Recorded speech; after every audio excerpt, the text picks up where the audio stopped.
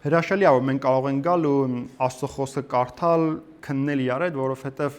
այն ճշմարտությունները, որ գրված են Աստծո խոսքի մեջ, դրանք ճշմարտություններ են, որ գործում է ժամանակից դուրս։ Այնպես չի, որ ինչ-որ ժամանակ կար, սա գործում էր, ինչ-որ ժամանակ կա չի գործում, սա միշտ է գործում մեր կյանքերում։ Ու դե երբեմն կա, չէ՞ որ մարդիկ հարցնում են, ասում են, չէ՞ որ մարդիկ են գրել այս գիրքը, ինչ գիտեք, որ սա ճիշտ գիրք է։ Այսպես ասեմ, եթե մեզ բերեին ու տային ինչ-որ մի քարտեզ, ասեին կարաս ասես այս քարտեզը ճիշտ քարտեզ է, թե չէ։ Ստուգելու ձևերից մեկը սա կլիներ, կվերցնես քարտեզը, կսկսես այդ տարածքներով գնալ, ու եթե քեզ ճիշտ ուղղությամբ տանի ու հասցնի, դու կհասկանաս, որ քարտեզը ճիշտ է գծված։ Հիմա երբ մենք վերցնում ենք Աստծո խոսքը,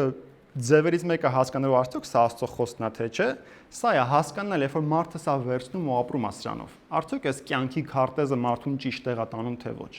Իսկ մենք տեսնում ենք, որ այն մարդիկ, ովքեր ապրել են Աստծո խոսքով, գնացել են կորստյան կյանքից, դժոխքի ճանապարհից դեպի կյանք։ Եվ կյանքի ընթացքում են ճիշտ տեղ հասել հոգևոր առումով։ Այսինքն հասել են Աստծո օրհնությունների վայրը, խոստունքի երկիրներ, թողել են իրանց մեղքի կյանքը, չէ՞, իրանց կլինի թմրամոլություն, կլինի ալկոհոլ, թե ինչ ցանկացած կախվածություններ մարդը թողել է ու գնացել է Աստծո ճանապարհով ու վերջում ուր է հասել է երկինք։ Այսինքն միայն այն փաստը, որ մենք կարող ենք տեսնել մարդկանց փոխված կյանքերը, դա մեզ հնարավորություն է տալիս հասկանալու, որ այս քարտեզը ճիշտ քարտեզ է։ Հնարավոր փառք Տիրոջը, որ մենք այս քարտեզը ունենք ու կարող ենք տեսնել Աստված ինչ էր ասում։ Ես այսօր ուզում եմ խոսել Մարկոսի 6-րդ գլխից 45-րդ խոսքից, սա շատ հայտնի հատված է, երբ որ մենք հիշում ենք, որ Հիսուսը քայլեց ջրերի վրայով։ Գրված է, որ շուտով իր աշակերտներին շտապեցրեց, որ նավը մտնեն ու իրենից առաջ մյուս կողմը Բեթսայդա անցնեն, միջև որ ինքը ժողովրդին կարծակի ու նրանցից զատվելով, այսինքն առանձնանալով, լեռը գնաց աղոթք անելու։ Ինչ էր տեղի ունեցել, որ ասում աշակերտներին շտապեցրեց, որ գնան, սրանից առաջ Տեր Հիսուսը կերակրել էր 5000 միայն տղամարդու։ Այսինքն եթե մարդիկ ընտանիքներով էին գալի ու միջինում 3 հոգի ընտանիքը լինում, 15000 մարդու կերակրել էր Տեր Հիսուսը։ Հիմա քանի որ կերակրել էր ժողովրդին, այդքան մարդով այդտեղ նստած են, հավաքված են, պատկերացրեք, Աստծո փառքը ինչ ձևի հայտնի է եղել, չէ՞, այդ վայրում, բայց հիմա Տեր Հիսուսը ինչ անում, ասում է իրանց շտապացրեց, որ գնան։ Ինչի է շտապացնում, չէ՞, եկեք մենք մտածենք սրա շուրջ։ Որովհետեւ երբ որ Աստծո փառքը հայտնի է լինում ինչ որ չափի մեր կյանքերում, կլինի անհատական մակարդակի, թե եկեղեցական մակարդակի, մարդը սիրում է մնա այդտեղ։ Սիրում է մնա այնտեղում, որտեղ մի անգամ Աստծո փառքը դրսևորվել է, որովհետեւ հաճելի է դա այդ հաղթանակի զգացումը։ Բայց ինչն է հետաքրքիր, որ Աստված մեզ կանչել է գնալու փառքից դեպի փառք։ Աստված չի կանչել մեզ լինելու միտեղ, որտեղ ինքը իր փառքը կհայտնի մեր կյանքում, մի հատ հրաշք կանի, ու դու մնաս այդ հրաշքի մեջ ու առաջ չշարժվես։ Բայց ցավոք սրտի շատ ժամանակ հենց այդպես է լինում, երբ որ մարդը ինչ որ նվաճում է ունենում, հոգևոր առումով նամանավանդ, մնում է այդտեղ կարծես թե։ Դրա համար տարիները անցնում են ու դու նայում ես մարդը միգուցե 20 տարի է հավատքի կյանքի մեջ է, բայց որ հարցնում ես ինչ վկայություն ունես քո կյանքում, մի 15 տարի առաջվա ինչ որ բաներ է պատմում ու ոնց որ թե 15 տարվա ընթացքում բան տեղի չի ունեցել։ Ու դες միգուցե շատ մեծ բան է պատմում 15 տարի առաջ ինչա կատարվել ու փառք Տիրոջը դրա համար, բայց ինչպես որ բնական կյանքում նորմալ չի, երբ որ մարդու մոտ պրոգրես չկա, նույնն էլ հոգևոր կյանքում է։ Մենք պետք է գնանք փառքից դեպի փառք, այսինքն ոչ թե պետք է ֆիքսվել, որ ինչ լավ է, Տերը էս մի բան արեց իմ կյանքում ու դու մնում ես այդտեղ, այլ դու շտապում ես հաջորդ քայլին, հաջորդ հրաշքին, հաջորդ Աստծո այցելությանը, որովհետև Աստված ավելին ունի մեր համար, քան թե մենք կարող ենք պատկերացնել։ Դրա համար ես ինչ եմ ասում, այն 1200 հոգանոց դալիճը պետք է գնալ նայել բոլորով, որ դա լինի արդեն մեր հաջորդ նպատակը։ Երբ որ մենք տանն էինք հավաքվում, մեր համար սա երազանք էր, չէ՞։ Հիմա ասում եմ, չորեքշաբթի այդ փառքի ներկայացումից քունս չէր տանում, որ Աստծո փառքն էի տեսնում, բայց մենք կարանք ասենք ինչ լավ է փառք Հիսուսին, չէ՞, ու կանգնենք այստեղ։ Բայց այն եկեղեցիները, ովքեր որ կանգնում են ինչ-որ պահի, վերածվում են կրոնական կազմակերպությունների։ Ու Դերեկ Պրինսը շատ լավ էր ասում, ես իմ հոգևոր կյանքի ընթացքում տեսել եմ, որ եկեղեցիները մոտավորապես 15 տարվա ընթացքում հասնում են այն տեսիլքին, որ իրանք ունեին, այն նպատակներին, դրանից հետո հարմարվում են, մնում են այդ դիրքի մեջ ու մի 15 տարի էլ անցնում ու հասկանում ես իրանք դարձան կրոնական կազմակերպություն։ Այսինքն ինչ անշակում կրոնական կազմակերպություն, որ ուղղակի հավաքվում են մարդիկ, իրանք գիտեն, որ այդ օրը պետք է հավաքվել, հավաքվեցին, իրանք ծիսակարգը արեցին, գնացին տուն։ Բայց այն կենթանի հոգու շարժը, որ պետքա լիներ, մեկը տեսնում ես չկա։ Որովհետեւ անհատական ամեն մեկից սա կախված, մենք այդ իրավիճակում կհայտնվենք, թե չէ, եւ անհատական կյանքում, եւ եկեղեցական կյանքում։ Ինչն է հետաքրքիր, որ ասում եմ Հիսուս ասեց դուք գնացեք, ինքը մնաց որ ժողովրդին արձակի։ Ինչ սա ցույց է տալի Տեր Հիսուսի բնավորությունը։ Ինքը ինչպիսի հոգատար սիրտ ունի։ Գիտեք, կարող ասել ես այսքան մարդու կերակրել եմ, հիմա իրանց խնդիրն է արդեն շարունակությունը, ոնց ուզում են թողանեն, չէ՞։ Բայց ինքը մնացել էր, որ միգուցե մարդիկ հարցեր կունենային, միգուցե այլ կարիքներ կունենային, չէ՞, այդքան մարդու հետ պատկերացնում եք, ինչքան ժամանակ ապա, որ ուղղակի ասա Ժողովուրդ ջան, վերջ, հիմա գնում ենք տուն, ասենք թե։ Այսինքն Տեր Հիսուսը երբ որ աշակերտներին ուղարկեց, ինքը միևնույնն է մնաց այդ գործը վերջնական կետին հասցնելու համար։ Ու այս էլ մեր համար այնքան լավ դաս է, որպես հոգևոր մարդիկ, որ մենք հասկանանք, որ միշտ ինչ որ բան կա անելու, որ Հիսուսը ոնց էր վարվում, ինքը միջև վերջ էր գործը անում։ Ինքը երբեք կիսատ չէր թողնում այն գործը։ Մեր համար էլ չէ, Պողոսը գրում ասում է հավատարիմ է նա, որ միջև վերջ տանի այն բարի գործը, որ սկսել է ձեր մեջ։ Այն գործը, որ Տեր Հիսուսը սկսում է, միջև վերջ է տանում։ Դա մենք էլ այդպես լինենք, իր գործի մեջ ու մեր կյանքի մեջ։ Եթե մի բան սկսում ենք, միջև վերջ տանենք։ Եվ դրանից հետո գրված է, որ երբ արդեն ժողովրդին արձակեց, ասում է ինքը լեռը ելավ աղոթք անելու։ Անց անգամ հովը խոսում էր աղոթքի հետ կապված, չէ՞, ինչքան կարևոր է աղոթքի կյանքը ու Տեր Հիսուսը կրկին օրինակով մեզ ցույց է տալի, որ երբ որ մեծ փառքի դրսևորում էր տեղի ունեցել, ինքը ուղղակի այդ ուրախությամբ դուրս չեկավ ու գնա ու շարունակի ծառայությունը։ Ինքը գնաց որ մտնի աղոթքի մեջ։ Ինչի՞ այստեղ երկու կարևոր ֆակտոր կա։ Տեսեք, երբ որ Աստծո փառքը մեր կյանքում հայտնի է լինում, որպեսզի մարդը կարողանա փառքի ծանրությանը դիմանա, կարիք կա որ գնա մտնի իր սենյակը աղոթքի, հոր ներկայության մեջ լինի Աստծո ներկայության, որ հասկանա իր փոքրությունը ու հասկանա որ դա իր փառքը չէր։ Դա Աստծուց եկած փառք էր։ Որտեղ երբ որ մարդը հաղորդ չի լինում Աստծո սրբությանը, չի կարողանում պահի տակ կառավարի այդ փառքի մեծությունը, ու ինչ ալնում մնում է այդ ծանրության տակ։ Ու երկրորդ կարևորությունը որն է, եթե մի անգամ փառքը հայտնի է եղել, չի նշանակում վաղն էլ հայտնի կլինի։ Կարևոր է որպեսզի մարդը անընդհատ լինի այդ փոխհարաբերության մեջ Աստծո հետ, որ վաղվա գալստյան փառքի ճանապարհն էլ պատրաստի։ Իսկ Տեր Հիսուսը գիտեր ինչա սպասվում, որովհետև գրված է, որ իրանց ուղարկեց Բեթսայդա։ Իսկ Բեթսայդայում մենք կարդանք, տեսնենք, որ շատ մեծ հրաշքներ տեղի ունեցան։ Այսինքն Տեր Հիսուսը դեմաց շատ մեծ հրաշքներ արել, բայց գիտեր որ ընդամենը հաջորդ օրը առավոտյան ավելի մեծ բաներ է սպասվում ու դրա պատրաստությունը պիտի տեսներ։ Ինչ արեց գնաց Սարը աղոթելու։ Տեսեք, Սարը չի նշանակում մենք պետքա սարեր ման գանք, բարձրանանք, որ Աստծուն մոտիկ լինենք։ Դա համար Տեր Հիսուսը երբ որ սովորացնում էր, չէր ասում գնա ինչ-որ մատ սար, այնտեղ աղոթք արա, չէ՞, կամ գնա ծովի ափ աղոթք արա։ Մարդը միշտ փնտրում է ինչ-որ sense ռիտուալներ, չէ, ritual-ներ, որ օ, ես գնամ ստեղ եւ ինձ ասված լավ կլսի։ Տեր Հիսուսը ասում էր մտնի քո ծածուկ սենյակը, դուռդ փակի, այսինքն առանձին տեղում եղի։ Հիմա այդ պարագայում առանձին տեղը Հիսուսի համար որն էր, այդ լեռն էր, որ ինքը բարձրացրել էր, որ ժողովուրդը իրան չգտնեին։ Գնաց ու ինչ արեց, եղավ աղոթքի մեջ։ Ու ինչն է հետաքրքիր, ասում եմ, երբ իրիկուն եղավ, նավը ծովի մեջտեղում էր, բայց ինքը միայնակ ցամաքում էր։ Տեսավ նրանց, որ տագնապում էին քամուց թիավարելու ժամանակ, որովհետև քամին իրենց դեմ էր։ Հիսուսը հիմա կանգնած է ծովափին ու տեսնում է, որ ահավոր իրավիճակ է ինչ-որ ծովի մեջտեղում։ Մարդիկ փոթորկի մեջ են ընկել ու երեկո է։ Հիմա մենք կարող ենք մտածել, դե որ Տեր Հիսուսը ինքն է այս մարդկանց ուղարկել ու տեսա, որ այնտեղ լավ չի իրավիճակը, հեսա ինքը գնա կհանգստացնի, կամ միգուցե տեղում աղոթք կանի, կխնդրի ասի Տեր, հանդարտացրու այս հովը, այս քամին ու տենց կլինի, չէ՞։ Բայց զարմանալի է, որ հաջորդ խոսում գրված է, որ ասում է Հիսուսը գիշերվա 4-րդ ժամի մեջ, 4-րդ պահի մեջ ծովի վրայից քայլելով անցնում էր, ուզում էր նրանցից էլ անցնել։ Այսինքն երեկո էր, որ ինքը տեսավ տենց իրավիճակա կատարվում, երեկո նշանակում է դեռ գիշերվա 12-ը չի եկել։ Գիշերվա 4-րդ պահը, այսինքն նշանակում է 1:25-ին նկատի ունի, կներեք 1/4-ը, որը նշանակում է գիշերվա ժամի 3-ն է։ Այսինքն եթե պատկերացնենք մոտավորապես 9-ի կողմերն է տեսել ինչա կատարվում, մոտավորապես 6 ժամը այս մարդիկ այդ իրավիճակում են։ Ու էլի Հիսուսը երբ որ անցավ հաջորդ կողմը, ասում է իրանցից ուզում էր անցներ։ Չէր ուզում կանգնել այդ փոթորիկը հանգստացներ։ Հետաքրքիր է, չէ՞։ Նախ առաջին բանը ֆիքսենք, Հիսուսը տեղ է իրանց ուղարկել, չէ, Հիսուսը շտապացրեց, ասեց նստեք գնացեք, ու փոթորիկ է բարձրացել։ Դեք շատ մարդիկ երբ որ տեսնում են, որ ինչ որ բան սկսեցին Աստծով ու փոթորիկ բարձրացավ, կասկածանք է իրանց մեջ գալիս, որ եթե Աստված էր ինձ ուղարկել, այս փոթորիկները ինչի բարձրացան։ Բայց եթե այն բան Աստծուց է, պետք է այս հեշտությամբ անեի։ Չէ, նույնիսկ եկեղեցի սկսվելուց ինչքան փոթորիկներ էր բարձրացել ու մարդիկ այն որ ասում էին, բայց եթե Տիրոջից է, այս փոթորիկները ինչի են։ Ու ինչ հոգևոր տերմինոլոգիա էին օգտագործում, երբ որ Աստված մի բան անում, գեղեցիկ է անում։ Այնքան լավ է հնչում, բայց երբ որ դու Աստծո խոսքն ես նայում, ցանկացած ժամանակ, երբ որ Աստծուց ինչ-որ բան պետքա ծնվեր, ինչ էր անում, Սատանան գալիս է որ սպաներ։ Մովսեսի ժամանակ, չէ, Տեր Հիսուսի ժամանակ ինչքան երեխեք կոտորվեցին։ Ինչու՞ որ ցանկացած բան, որ Աստծուց պիտի ծնվի, Սատանան վախում է դրանից, ուզում է հակառակ գնա։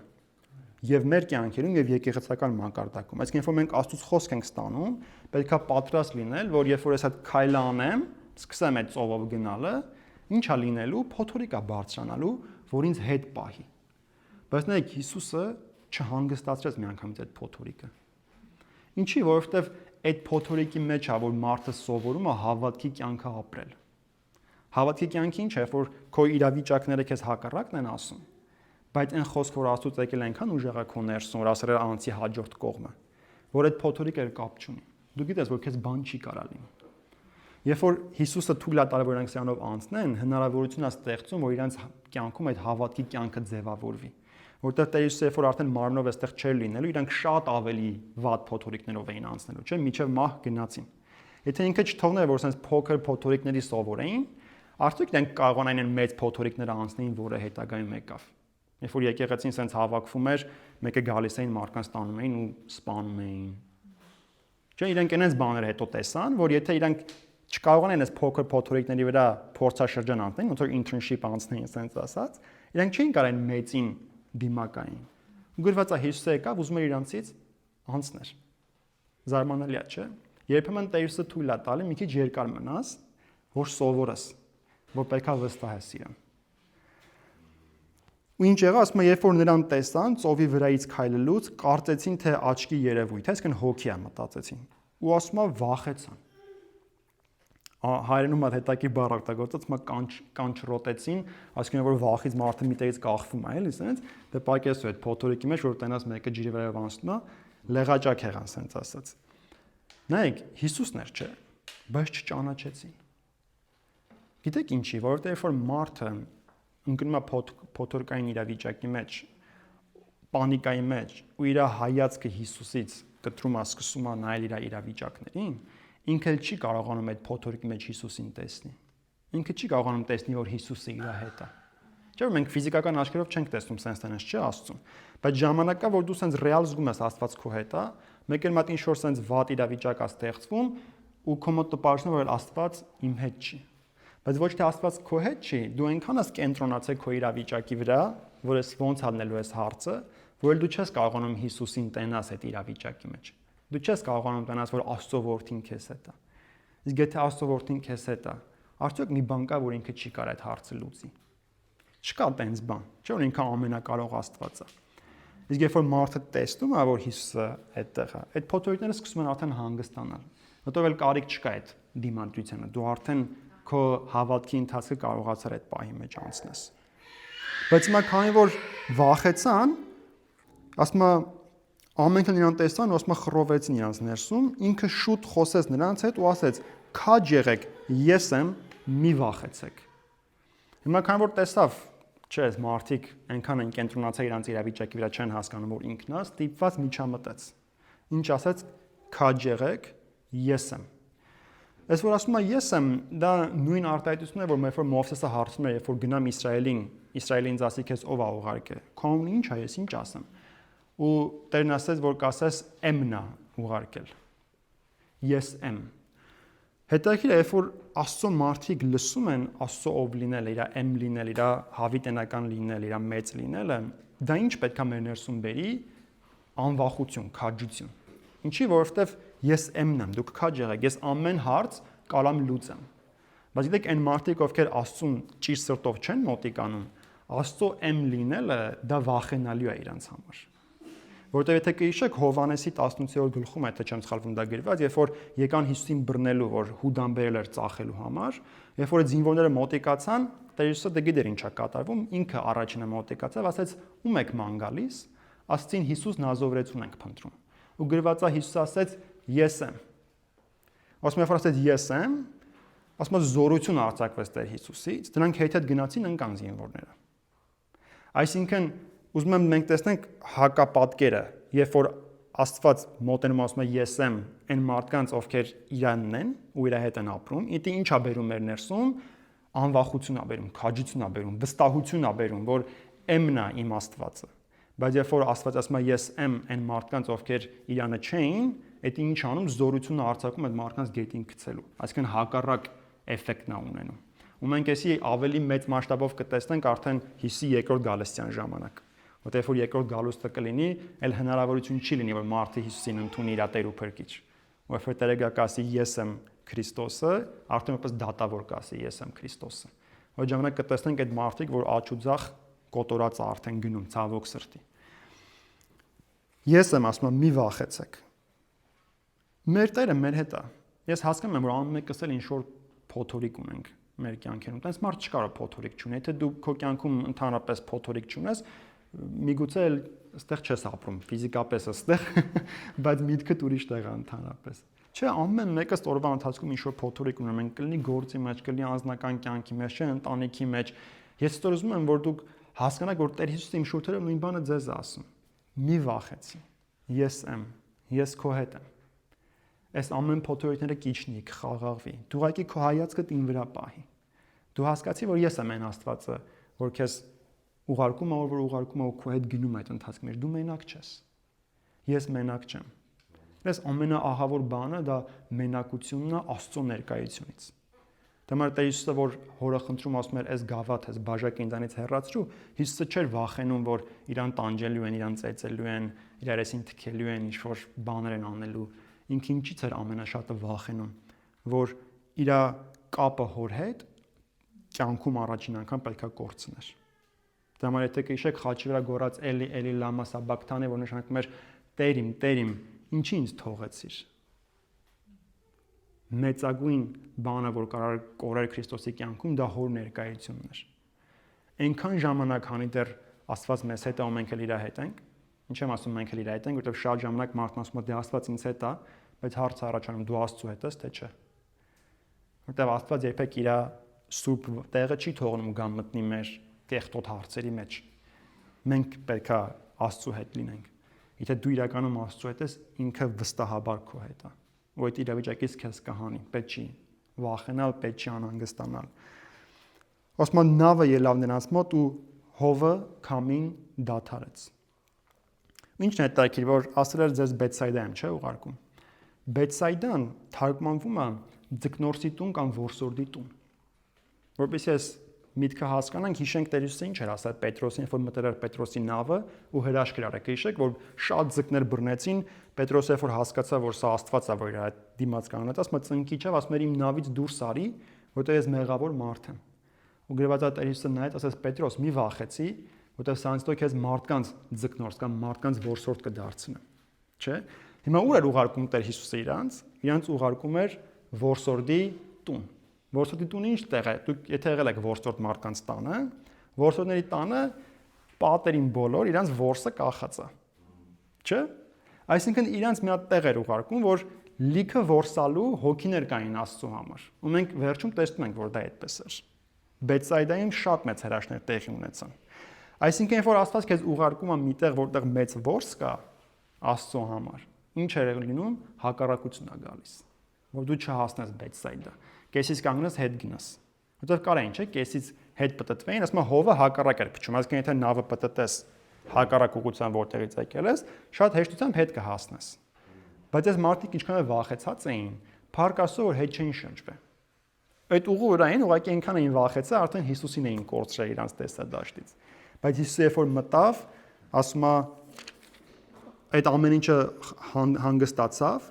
բայց ասում է ապշած էին ու զարմանում էին, որտեղ հացի վրա եղած հրաշքը չէին հասկացել, քանզի սրտները թմրած էր։ Այս պահին ինձ ապշացնում է։ Այսինքն ինչի էին վախեցած ու չէին հասկանում, որ Աստված կարող է այդ ամեն ինչ անի։ 5000 հոգու կերակրել էր Հիսուսը, ասում չէին հասկացել ինչա տեղի ունեցել, որտեղ սրտները թմրած էր։ Թմրած բառը նամ բառն է։ Նամ էր սրտները։ Զարմանալի բան է, չէ՞, իսկ ոնց Աստված կարող է այդ մակարդակի հրաշքանի ու մարդը չհասկանա Աստված ինչ արեց։ Բարձում է, որ այդպես է մեր կյանքերում էլ Աստված կարող է մեծ հրաշքներ անի։ Մենք չհասկանանք Աստված ինչ անում մեր կյանքում, ու այդ թմրությունը թույլ չտա, որ մենք հասկանանք ուր է մեզ Աստված տանում։ Դա մայր որ փոթորիկը բարձրանում է, դու չես հասկանում ով է այն Աստված, որ քեզ ասել էր գնա։ Բայց երբ որ մարդը թմրած սրտի փոխարեն ունի պարզ սիրտ, որ ամեն ինչում փնտրում է հասկանա ուր է իր Աստված, ինչ անում իր Աստված, այդ իրան օգնում է ընթացքի մեջ։ Նայեք, ամենափոքր բանից էլ դու կարող եք տեսնել Աստծո փառքը ձեր կյանքում։ Մենք շատ ժամանակ սպասում ենք, որ Աստված մատ շատ մեծ հրաշք անի, մեկի ոտը կարճ լինի երկարի, չգիտեմ, քաղցկեղ ունենա այդ ուռուցքը անհետանա, չէ՞։ Շատ մեծ բաների ենք սպասում, որ տեսնենք Աստծո փառքը, Աստծո ներկայությունը, բայց երբ որ դու հասկանում ես, որ ամեն օր Աստված քեզ հետ, դու հասկանում ես, որ ամեն օր հո մեծ բան չի անելու։ Ինչ որ փոքր դու սկսում ես տեսնել Աստծո փառքը։ Երբ որ այդ փոքր բաները տեսնում ես, ես մի քանի անգամ ձեզ պատմել եմ այդ փոքր բաներից, օրինակ համար, չգիտեմ, ոնց ա եղել, որ պարկինգում մեքենայի դիմաց է կանգնած էին ու ես գիտեի, որ այդ մարդը դասի պետք է լինի, որտեղ դասախոս է, ու եթե ես ուզում եմ դուրս գամ, որտեղ ուշանում էի ատամնաբուժի գնալուց, հնարավորություն չկար, ինքը պետք է դուրս գար դասից այդ դասախոսը, ու մեկ ասում տեր ջան, բայց հիմա ինչ անեմ, ու այդ մարդը մեկ էլ անցնում է դիմացած, գոռում ասում պարոն Մադոյան, եկեք ավտոն հանեք, էլի, ասում է Էդվարդ ջան, դասի եմ ու ուշացած եմ գնում տեղից, ես ոնց գամ ավտոն հանեմ, ասում եմ խնդրում եմ, ուշանում եմ, ասում է քո ինձ շատ էր սիրում էլի, իր լավագույն ուսանողներից է, ասում է քո խաթր գամ կհանեմ։ Նայեք, ես կարա մտածեմ, չէ, որ պատական պարոն Մադոյանը տեղով անցնում էր, բայց ինքը տեղով չպետք է անցներ այդ ժամին։ Ես ինչ եմ հասկանում, որ Աստված նախապես իմանալով, որ այդ խնդիրը ունենալու եմ ասում տեր ջան, բայց ոնց հասնեմ ատամնաբուժարան, ինքը այդ մարդուն հենց էր, որ տեղով անցներ։ Նայեք, այդ փոքր բաները, որ սկսում ես նկատել քո կյանքում, դու հասկանում ես, որ եթե փոքր բաների համար Աստված հոգ է տանում։ Արդյոք այն մեծ գլոբալ հարցերի մեջ ինքը ինձ կթողի, որ ես մնամ այս փոթորկի մեջ, թե ինքը այս հարցը կլուծի իմ համար։ Նայեք, եթե նկատեցիք ստեղ մի հատ մեծ հատված, որ շատ հայտնի է, չկար, դա Պետրոսի ջրի վրայով քայլելու հատվածն է։ Դա գրված է Մատթեոսում։ Մատթեոսը դա նշում է, Մարկոսը չի նշում։ Մարկոսը ավետարանը իր գրել է լսելով Պողոսին, որտեղ Մարկոսը Հիսուսի հետ քայլած աշակերտներից չէր։ Կներեք, Պետրոսին է լսել։ Պետրոսից լսելով գրել է։ Հիմա այսքան Պետրոսը, երբ որ այս պատմությունը պատմել է, որ Մարկոսը գրի, շեշտադրում չի արել նրա վրա, որ ինքը քայլել է ջրի վրա, որովհետև մեր պատկերացման մեջ դա մեծ հրաշք է, չէ՞, որ Պետրոսը քայլել է ջրի վրա։ Բայց Պետրոսի հիշողության մեջ ամենաամոթալի երևի դեպքերից մեկն էր իր կյանքում, որտեղ կհիշեք, երբ որ դուրս եկավ քայլելու, կեսից ինչ եղավ, սկսեց խորտակվել։ Որտեղ երբ որ տեսա, որ Հիսուսն է, ասաց Տեր, եթե դու ես, դե հրամայի, որ ես էլ հելնեմ, քայլեմ, չէ՞, ջրի վրայով, Տեր ասաց արի։ Ու գրված է Պետրոսը դուրս եկավ, սկսեց քայլել ջրի վրայով, ինչ մեծ հրաշք է, չէ՞։